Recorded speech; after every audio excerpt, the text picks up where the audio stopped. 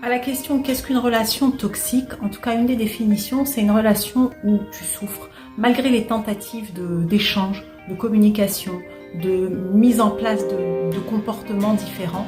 Malgré ça, il y a une souffrance, il n'y a pas de solution possible. Et là, tu n'es pas à ta juste place. Souvent, il y a de la manipulation ou de la domination, de l'isolement.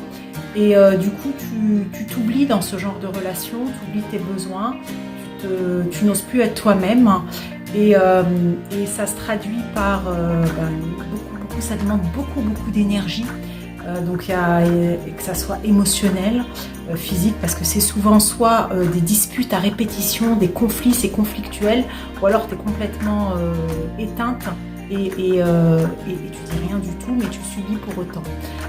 Du coup, souvent les profils qui sont en face, qui contribuent à des relations toxiques, sont des profils soit de manipulateurs, de manipulatrices, soit de pervers narcissiques, soit c'est une incompatibilité des deux, où dans votre mode de fonctionnement, il va y avoir, ça va trop réveiller nos blessures, c'est à vif et c'est des conflits perpétuels. C'est aussi épuisant. Voilà les cas de figure. Souvent, l'un des partenaires va essayer donc du coup d'isoler l'autre, de le posséder. Il y a une possessivité hyper importante et c'est ce qui fait que l'autre n'est plus lui-même. Voilà. Et du coup, pour faire court, c'est pas mon fort, c'est une relation où tu n'es pas à ta juste place, où tu es éteinte, où tu te fanes, où tu t'oublies. Et voilà ce qu'on pourrait mettre sur le mot toxique dans la relation.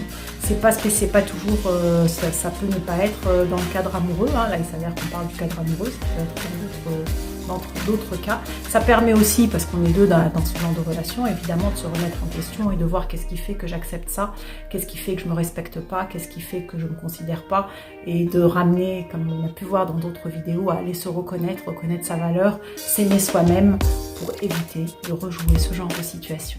J'espère que ça vous a éclairé sur ce qu'on peut mettre derrière relations toxiques, et c'est une des possibilités. Merci, prenez soin de vous. Vous êtes important et importante.